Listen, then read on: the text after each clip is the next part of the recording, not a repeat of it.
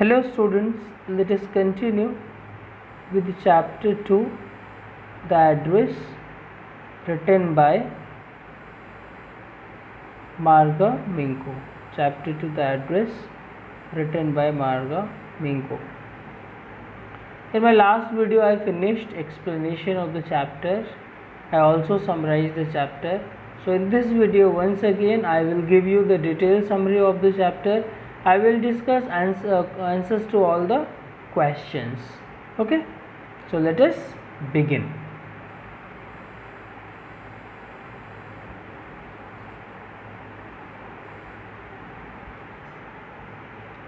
This story is a poignant account of a daughter who goes in search of her mother's belongings after the war in Holland.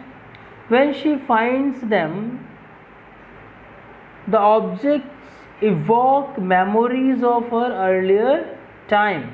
However, she decides to leave them all behind and resolves to move on. So this story is a poignant account of a daughter. It tells what was the condition of that daughter pre-war and post-war. She was the daughter of Mrs. S, who was a Jeps, and she belonged to a rich family, whereas Mrs. Dorling was, in the story, non-Jeps. The girl, daughter of Mrs. S, had lost her house and her mother during the war, and now she had decided to come back to take her possessions from Mrs. Dorling, an acquaintance whose address was given by her mother years ago. When she reached the house, the woman treated her with a cold reception and didn't let her into the house. She decided to go back anyway, and then she met her daughter, who let her in and told her to wait inside. When she saw all the possessions in front of her, she could connect with them and decided to leave the house. In the beginning of the story, we have seen that the protagonist asked the woman standing at the door if she still knew her. The lady had opened the door a little. The protagonist came closer to the door and stood there. The woman responded negatively, and the protagonist still gave her introduction. She said she was Mrs. S's daughter. The woman had held the door tightly as she didn't know her, as she didn't want her to enter the house. She kept staring at the protagonist, though she couldn't recognize her. The protagonist thought maybe she had come to a wrong house. She had seen the woman only for a short time years ago. The woman who answered the door, the woman who was answering the door, stepped aside and let off the shut the door. So the woman who answered the door stepped aside and shut the door. The protagonist recognized her mother's green knitted cardigan that the woman was wearing. The wooden buttons had become pale because of the washing. The woman noticed the protagonist looking at the cardigan.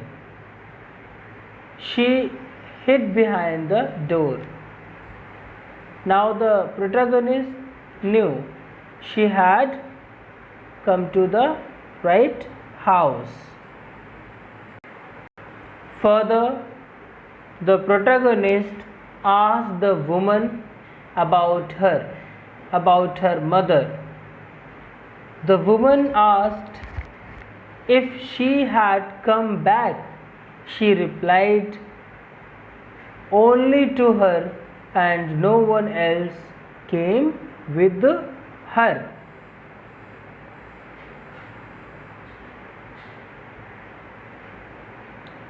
The woman opened the door and passage was behind her. A stale smell occurred all over. The woman told her that she could not do anything for her. The protagonist told her that she had come from far place on the train just to talk to her. The woman told her it is not convenient to talk right now and asked her to come back later. The woman closed the door as she didn't want anyone to get disturbed in the house. The protagonist was still standing on the step. She saw a curtain moving on the window. Someone was staring at her from inside the house. She thought it was nothing, as the woman would have told her. Further, the protagonist looked at the number plate again. It said number 46. Darling was written on the plate with white enamel. As she was going back to the station, she was thinking about her mother, who gave her the address. It was the first half of the war. She was home for a few days, and suddenly it struck her that the room was different now. Various things were missing. Her mother was surprised that she noticed the changes a little later. It was that time when she told her about this woman, Mrs. Dorling. She was an old contact of hers whom she hadn't seen for years. Suddenly, she came to visit her, and since then they had been in regular contact. Her mother told her that whenever that woman came to visit her, she took something from the house with her: table silvers, antique plates, and she had trouble over carrying the large vase. She told her that the scramp in her back came from the crockery. Her mother shook her head in sorrow.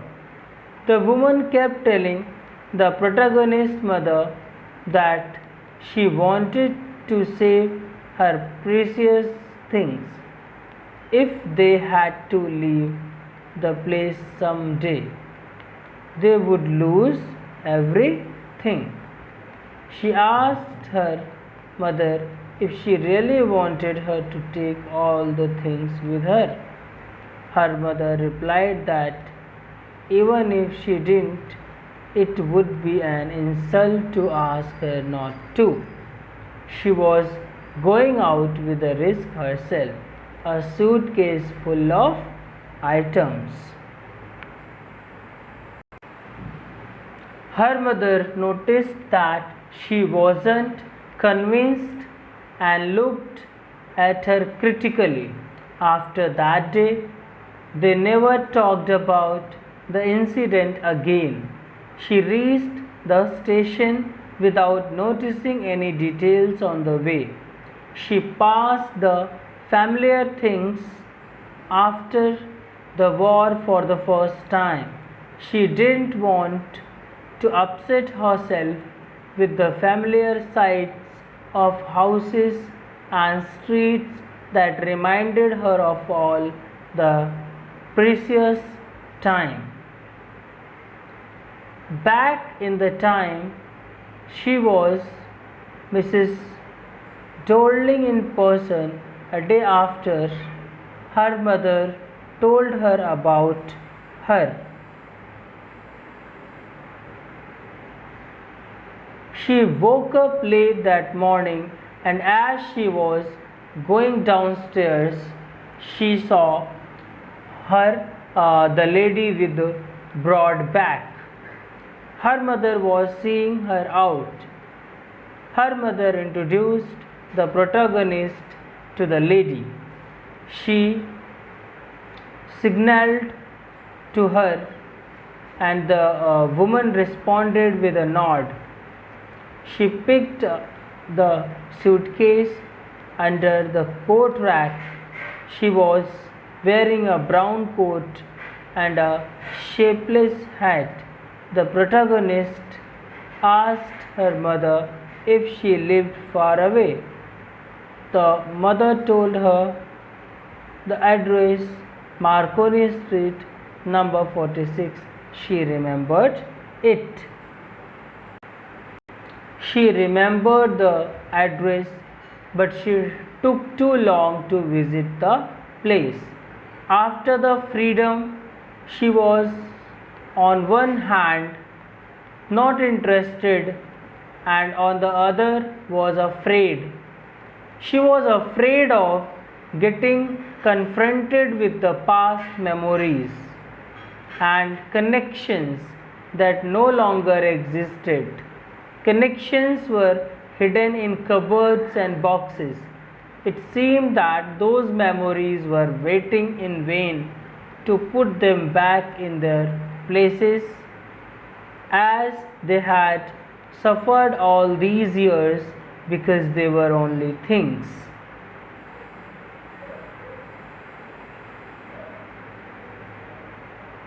Things are getting normal in the protagonist's life, but one day she got curious about all the things that were still at that address. She wanted to see them and touch them. After the first hopeless visit, she decided to try one more time. When she reached Mrs. Darling's home, a girl of 15 years opened the door. Protagonist asked her about her mother. She told her that she was outside doing some errands, to which the protagonist decided that she would wait for her. The protagonist followed the girl along the passage. There was a Hanukkah candle holder hung next to a mirror. She remembered that she never used it as it was unmanageable. The girl asked her to sit down as she opened the door for the living room. She stopped and she was disturbed. She was standing in a room which she knew and she didn't. She was standing in the middle of the things which she didn't want to see, and they burdened her. Maybe because of the way things were arranged, or the humid smell in the room, or the ugly furniture. She was scared to look at everything.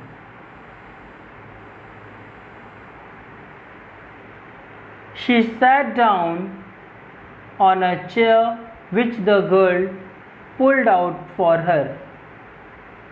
She looked at the woolen tablecloth. She rubbed it, and her fingers felt warm as she followed the lines of the pattern. She remembered a burn mark that was never repaired. The girl told her that her mother would be back soon and asked her if would like to have a cup of tea. She answered, "Thank you." The protagonist looked up. She saw the girl put 2 cups of tea in front of her.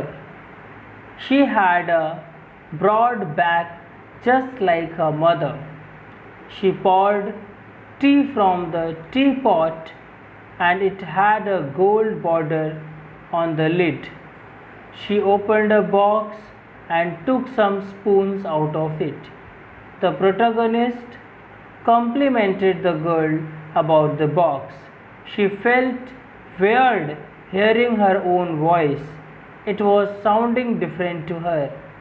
As the girl turned to give her a cup, she asked if she knew about the box.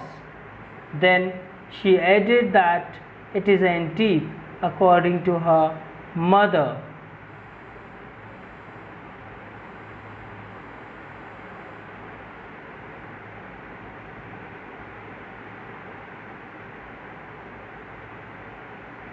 She pointed around the room and said that there are more.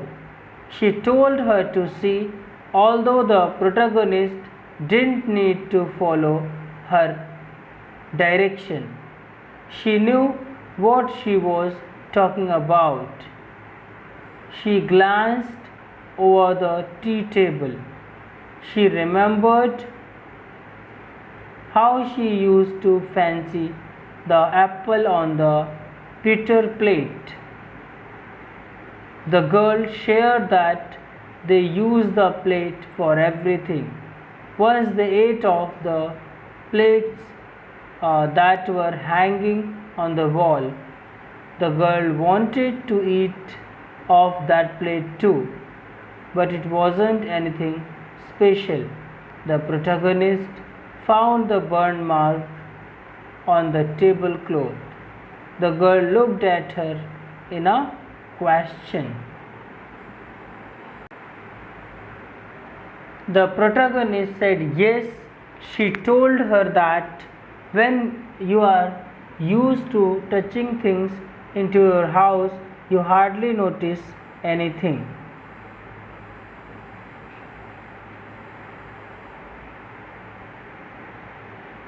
You only notice when something is missing, or it needs to be repaired, or because you have lent it. She again found her voice to be unnatural. She continued. She told the girl that once her mother asked her if she would help her polish the silver. It was a long time ago, and she was bored that day. She had to stay that time, maybe as she was ill. She asked her mother what silver she is talking about. Her mother said it was spoons.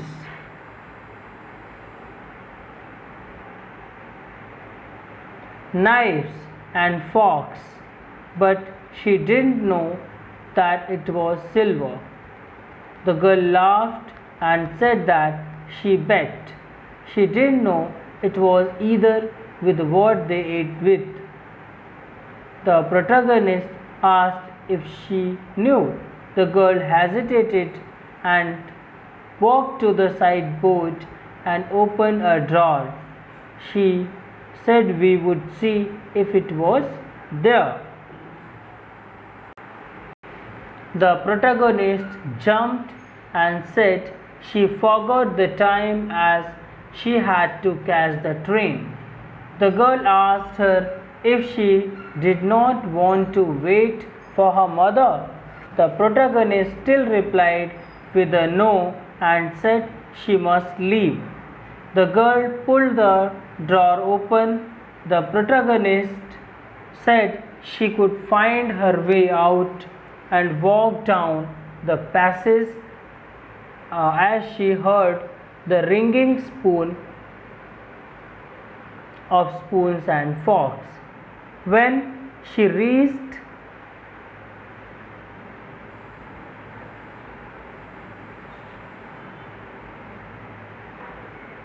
the corner of the road, she looked at the nameplate again. It said Marconi Street was standing at 46. She was standing at 46 and it was Marconi Street. The address was correct, but she doesn't want to remember it anymore. She didn't want to go back as the things in there reminded her of memories linked with the familiar life of old times. But they lose the value when you are separated from them and you see them again in a strange environment. She thought of what she would have done with a small rented room where blackout paper hang over the window and no cutlery fitted in the narrow drawer. She finally resolved on forgetting the address as it would be easiest. So it's all about the story. Now let us discuss answers to all the questions. Have you come back? Said the woman. I thought that no one had come back. Does this statement give some clue about the story? If yes, what is it? So of course this statement gives us a clue about the story. It means that the two families were acquaintances who knew each other and stayed nearby. During the war, many families left the land to take refuge in another place. So while some of the families stayed back at the same place. So Mrs. Dorling thought that the family of Mrs. S died during the war, and that is why she gave such a cold reaction to the girl who came to visit her. So this statement tells us this part of the story. Okay, gives us this clue of the story. Now look at the question number 2. The story is divided into pre-war and post-war times. What hardships do you think the girl underwent during these times? So as we have seen in the story, so the story is based on the pre-war and post-war period. The family of the girl was rich before the war, and they had valuable possessions in their house. So when the war started, Mrs. Dorling established contact with them and started visiting them again and again and again. She used to visit them. She started taking the possessions, taking the valuables with her whenever she would visit, as she believed if they would leave the place, such things should not be wasted. The girl suffered a lot. Her mother died and she had to live in a rented house, rented room, rented place. She found it really difficult to go back to the place where her childhood was spent, and she wanted her belongings back. When she went to meet Mrs. Dorling, she noticed how the things were arranged in a awkward manner, in a tasteless manner. She could no longer connect to them, and she lost her interest in them. And partly she was afraid. The girl finally decided to leave the house and forget the address for forever. Look at the question number 3. Why did the narrator of the story want to forget the address? Why did the narrator of the story want to forget the address? Question number 3. So as we have seen in the chapter, Mrs. Dorling kept all the valuables in her house. Dorling kept the valuable items in her house until the war was over, and she didn't want them to lose during the war in case they decided to leave the place. Her mother gave her the address of Mrs. Dorling, 46 Marconi Street. She remembered the address and decided to visit her anyway. She was afraid to visit the place again. It brought back many past memories.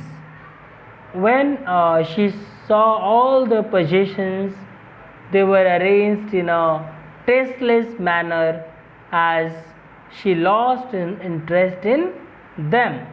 She could not connect with the things and thought that she would not stay at the house any longer. She would destroy the good memories she had with those items. She finally decided to forget the address and not to go back that place. So this was the reason. When she was surrounded by the valuables, she started hurting herself. So that is why she decided to forget that address. The address is a story of human predicament that follows war. Comment. So the address is a story of human predicament that follows war. The war always brings a lot of suffering to human beings. It brings them both destruction and death. The address is based on the same theme. During the war, all the belongings were taken by Mrs. Dorling, who promised to keep them safe. The mother of the protagonist died, and all the possessions were left with the acquaintance. Years later, the girl decided to visit the house whose address was given by her mother years ago. The woman showed no sympathy to her and took the time to even recognize her. She thought everyone in her family had died. The girl wanted to take back her belongings. She didn't allow the girl to enter the house. She seemed like a woman who didn't have any human emotions. So the war leaves the world desolated and cannot be healed. So it happens when a war takes place anywhere. So it is all about the chapter. So thank you students for watching.